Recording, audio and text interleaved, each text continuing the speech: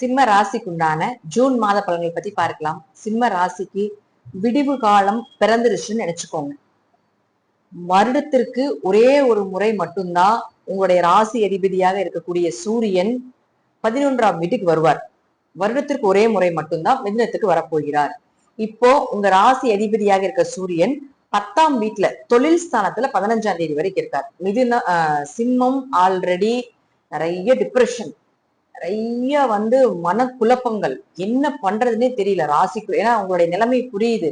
நாங்க ஜோதிடர்களா இருந்து உங்களுக்கு அப்ப நல்லா இருக்கும், இப்ப நல்லா இருக்கும், அது சரியாயிரும், இது சரியாயிரும், என்ன சொன்னாலும் உங்களுடைய மன ஆறுதல் மட்டுமே. பட் உண்மையான சிச்சுவேஷன் அப்படிங்கிறது ராசிக்குள்ளேயே கேதுன்னு சொல்லக்கூடிய சன்னியாசி கிரகம் உட்கார்ந்துருக்கு. சனி அஷ்டமமா பாக்குறாரு. அஷ்டமம்னா அவமானம், கேது பயம், பதட்டம், அவமானம், ஊருட்டு ஓடுறது, தலை குனிவு, தலை வெளி காட்ட முடியல அப்படின்னு சொல்ற அளவுக்கு ஒரு சூழ்நிலை. வேலை போயிருச்சு, குடும்பத்துல பிரச்சனை, குடும்ப நபர்கள் மூலமா பிரச்சனை, இருக்கவும் முடியல, இறைவன்கிட்ட போகவும் முடியல, சாப்பிடவும் முடியல, தூக்கமும் இல்ல, நிம்மதியே இல்ல அப்படின்னு சொல்லக்கூடிய ஒரு சூழ்நிலைகள் தான் இப்ப சிம்மத்துக்கு.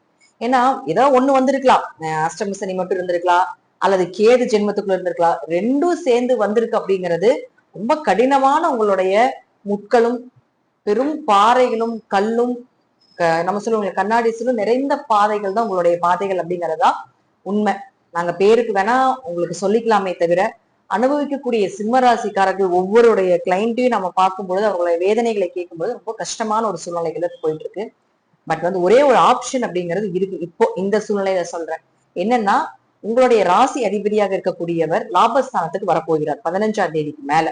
10ஆம் தேதி வரைக்கும் தொழில் ஸ்தானத்துல இருக்கார். சோ தொழில் ரீதியாக ஒரு விஷயங்கள் நடக்கணும், தொழில் வளர்த்தணும், தொழில் இருந்து வந்த சங்கடங்கள், தொழில் இருந்து வந்த இருள் எல்லாமே விலகணும்னு நினைச்சீங்கன்னா இந்த மாசம் கொஞ்சம் மூவ் பண்ணுங்க. உங்க ராசிக்குள்ளேயே கேது இருக்கிறதுனால டிப்ரெஷன், பயம், பதட்டம் இருக்கும். அதெல்லாம் ஃபர்ஸ்ட் தூக்கி போட்டுருங்க. நடக்கிறது நடக்கும். ஏன்னா அந்த அளவுக்கு உங்களுக்கு பயம் உறுத்திருப்பாங்க ஏதோ ஒரு விஷயத்த பண்ணி.